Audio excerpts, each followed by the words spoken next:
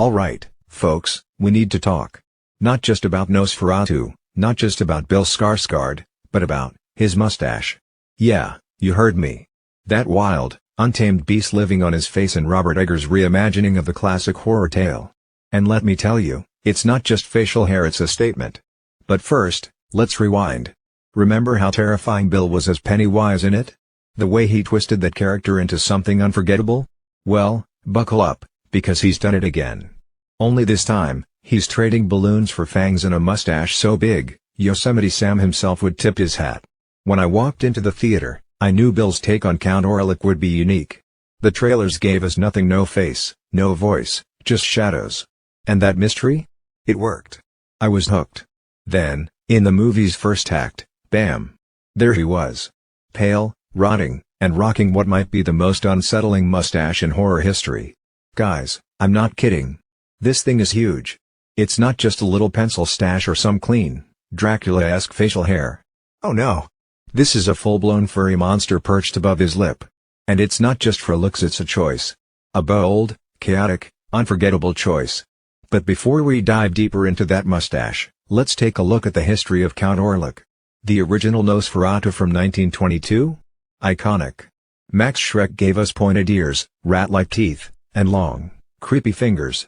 Klaus Kinski in the 1979 reboot? Still bald, still pale, but a little less cartoonishly monstrous. And Doug Jones? A modern take, angular and sharp. But none had this. Robert Eggers decided to flip the script. He wanted his vampire to feel real, like a nobleman from the old world. And guess what? That meant a mustache. Not just any mustache, though. This one was inspired by the big, bushy style worn by Vlad the Impaler himself. Yep, the OG Dracula inspiration rocked facial hair like this.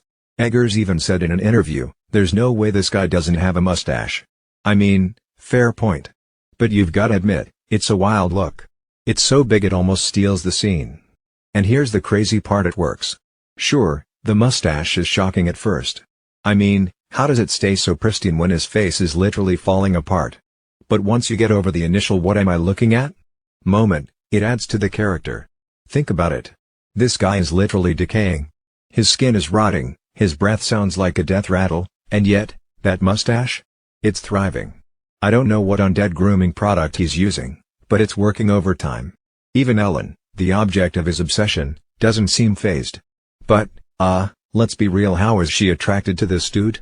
Between the smell of rotting flesh and that centuries-old mustache, I've got questions. And can we talk about the logistics? When Orlok bites someone, does he get a mouthful of bristles? Is that mustache soaked in blood too?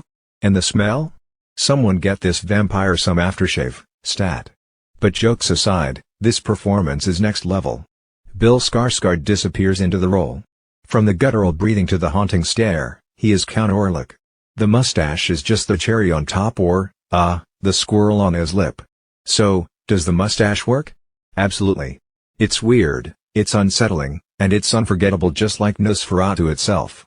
Robert Eggers took a risk, and Bill Skarsgård nailed it. This isn't just a remake, it's a reinvention. What did you think of the mustache? Too much? Perfectly creepy? Let me know in the comments. And if you haven't seen Nosferatu yet, what are you waiting for? Go experience the horror and the hair for yourself. But, maybe bring a razor. Just in case.